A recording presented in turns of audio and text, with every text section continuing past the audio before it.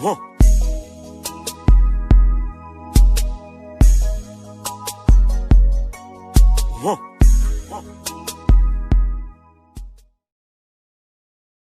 took hundreds of thousands of years for the human population to reach 1 billion. And in less than 200 years, that has increased to nearly 7.5 billion people.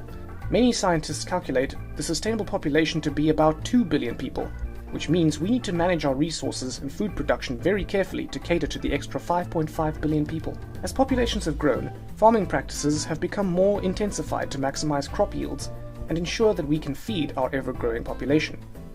Fertilizers and pesticides are used on crops, and animals may be kept inside in more densely packed sheds to maximize milk yields or egg production, or speed up the time needed for the animal to be ready to be sent to the market for meat.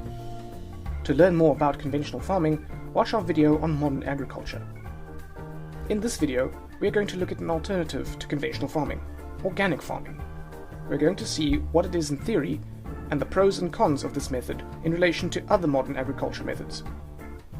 Organic farming currently accounts for about 1% of agricultural land worldwide. It focuses on sustainability and is thought to have less detrimental effects on the environment than conventional farming. This has led to it being proposed as an alternative to conventional agriculture for helping to overcome the climate change crisis we are currently experiencing. But the debate continues, as it is not a perfect solution. In theory, organic farming should not use chemical fertilizers, herbicides and pesticides or feed additives for livestock. It requires the farmer to use more natural alternatives. This results in lower yields, but the farmer can sell their product at a higher price because consumers believe the product is of a higher quality. Instead of fertilizers, manure is used. This recycles waste and improves the soil structure. However, it is smelly and more difficult to apply than chemical fertilizers, and also means the farmer has less control over the mineral content they are putting into their soil. Crop rotation is used to reduce diseases building up in the soils and to strengthen the soil composition.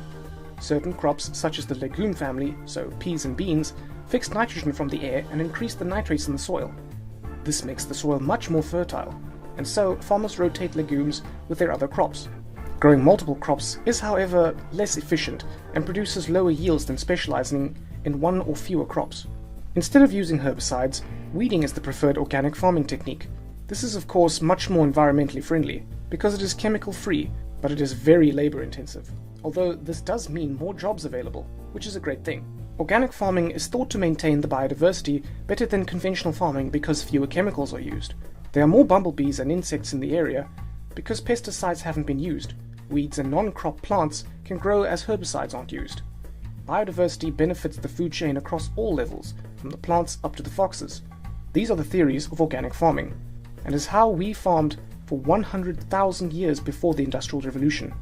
It is generally thought that organic farming is much better for biodiversity, and also produces a healthier product because less chemicals are used on it.